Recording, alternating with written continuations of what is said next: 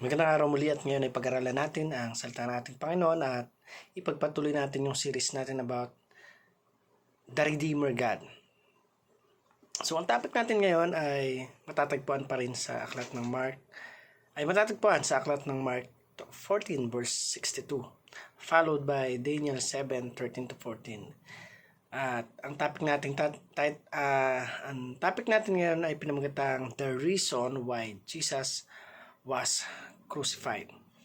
So, isang bagay kung bakit nagkaroon ng crucifixion o paghahatol sa ating Panginoon ay dahil nga sa nung kapanahonan niya ay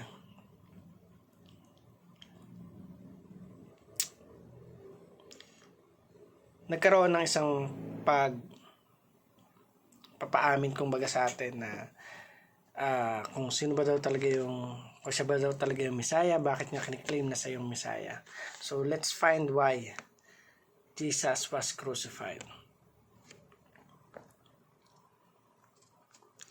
So sabi doon sa aklat ng Mark 14:62, sinabi ni Jesus, "Ako nga, at makikita ninyo ang anak ng tao na nakaupo sa kanan ng makapangyarihan at dumarating na nasa mga alapaap ng langit."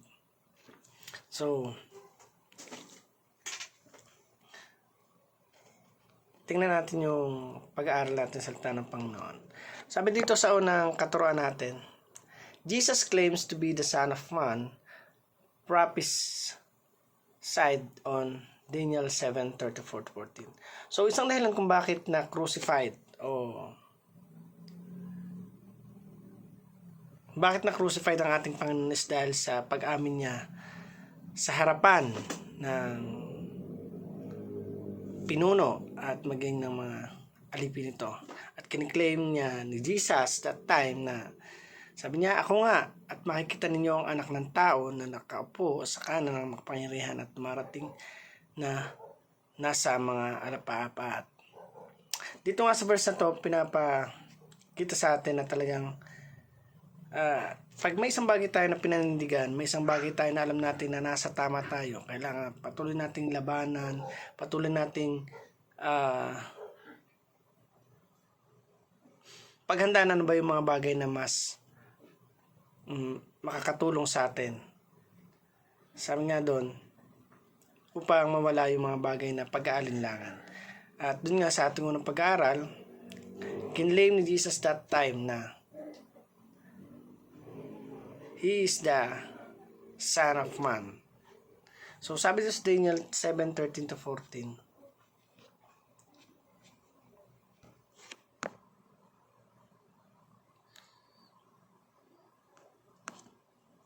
hindi na niya na ayun nga. Sabi doon sa number 2, Jesus claimed to be the Messiah who will rule earth from heaven. So, sinabi din kung bakit siya na-crucified is sinabi rin niya na kinlaim din niya na siya yung Messiah who will rule on earth and from heaven, at nagsabi na talagang siya yung maghahari sa lahat ng sangkatauhan ng ating Panginoon Jesus. Makikita natin na nakaupo sa kanang bahagi ng trono ng ating Panginoon. So number 3 sa dito, Jesus sits at the right hand of God to be worshipped by all nation. So, kailangan natin gawin kagaya ng ginawa nga niya, na patuloy tayo na manalig, magtiwala, at talagang paglaanan natin ng time yung mga bagay na makakatulong sa atin upang mas lalo tayong lumalim sa ating Panginoon at maalaman natin ano ba yung talagang mga bagay o katuruan nila na magkakaroon ng stability. So, sabi doon, Jesus claims to be Messiah who will rule on earth from heaven. Hindi pa abot yung 1 hektarya. But,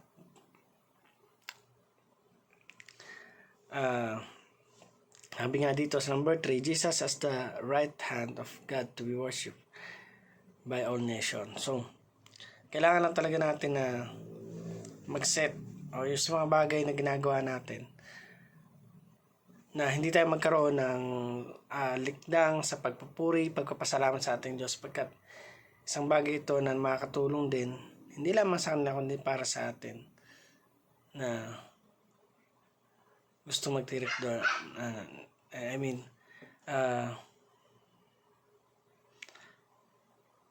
Ang bawat isa, yun nga,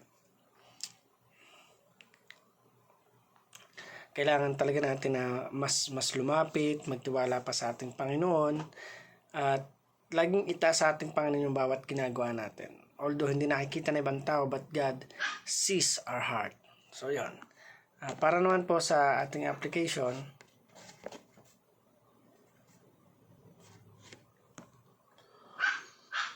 sabi dito, hold firmly to be hope that we have in our reigning King in heaven of earth. So, unang-una talagang may mga bagay tayo na ginagawa na hindi ramdam ng magulang natin, pero once na 5 piso, bariya, ayan, diyan pa lang sila mahuhuli. And effective nga talaga yung mga bagay na ginagawa natin na kailangan natin na payabungin, payamanin yung pananampalataya natin sa ating Panginoon. So, number 2, sabi dito, we spread the worship of Christ. So, yun, may mga bagay talaga na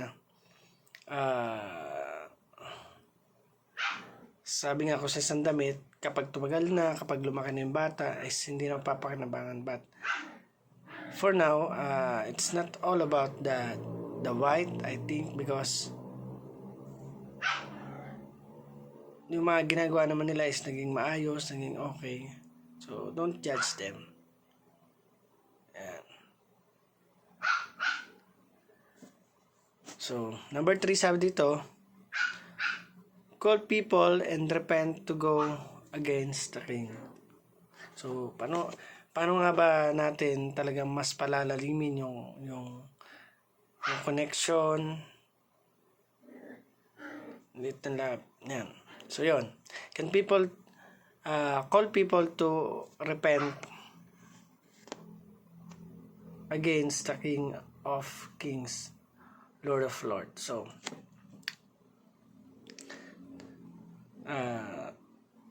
sa lahat ng pagkakataon na ginagawa natin, kailangan lang ay, sabi nga yung word na plakado, alam na natin kasi marami talagang minsan na may iwan.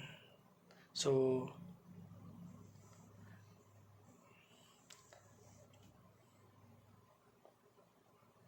maraming mga bagay na talagang pwede natin magamit sa iba't ibang kapamaraanan. At tulad nga ng ating pinag-aralan ngayon na let's call, tawagan natin siya kung ano mga bagay na may tulong natin sa kanya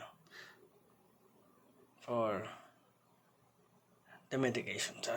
So yun, patuloy natin na pasalamatan ng ating Diyos at ang hari ng mga hari, at talagang ramdam ng bawat isa kung paano na talagang ang Diyos ay kumikilos sa buhay ng mga ito. So, again, thank you for watching this video and I hope you learned something.